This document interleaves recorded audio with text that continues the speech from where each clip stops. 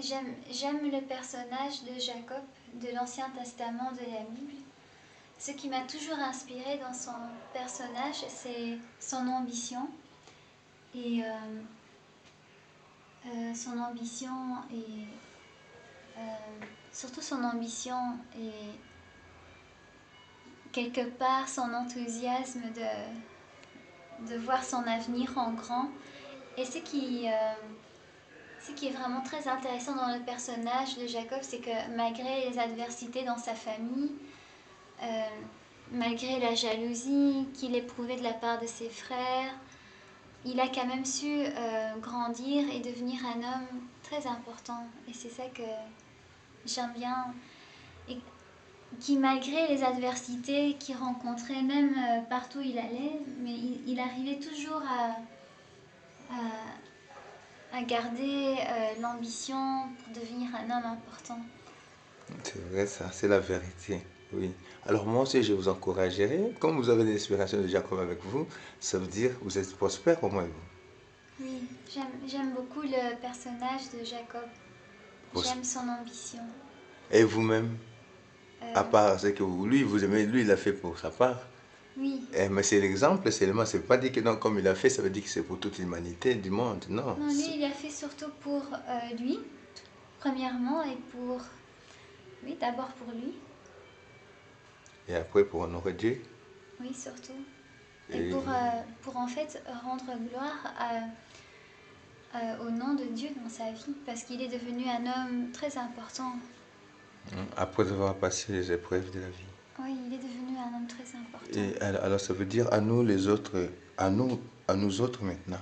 Qu'est-ce qu'on pourra faire? On va prendre l'exemple ça veut dire prendre l'exemple d'être toujours confiant et de donner toujours notre confiance à Oui, Dieu. bon, en fait, moi, depuis que j'étais jeune, j'étais toujours attirée par le personnage de Jacob de la Bible. Ce qui m'a toujours attirée, c'est sa persévérance de vraiment implorer la bénédiction de Dieu dans sa vie. Je me souviens, dans un verset quelque part, il y avait un ange de l'Éternel qui l'attendait aux rives d'une rivière.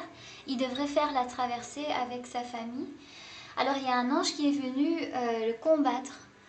Alors il a combattu jusqu'à un point où il avait, je pense, euh, fracturé une partie de la cheville.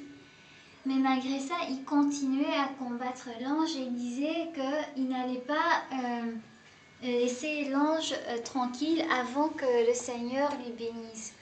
Alors comme l'ange de l'Éternel a vu cette détermination en Jacob, euh, il a permis de traverser la rivière avec sa famille. Et c'est surtout ça qui m'a toujours inspirée dans le personnage de Jacob. C'est vraiment sa détermination Mais oui, d'être oui, béni.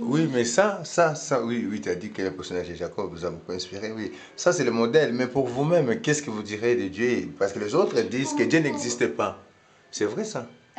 moi, je ne sais pas pour les gens qui disent ça, mais ce que moi je sais pour moi, c'est que moi je sais qu'il y a un créateur et moi je sais qu'il y a un Dieu qui bénit. C'est ce que moi je sais. Ah, ok. Ça veut dire, mais pour les autres, pour les autres là, qui disent ça ou qui pensent ça, qu'est-ce que tu leur dirais? Tu pourras pas leur aider en les confirmant et à donner un conseil que notre Dieu est vivant? D'abord, je vais leur demander pourquoi ils disent ça.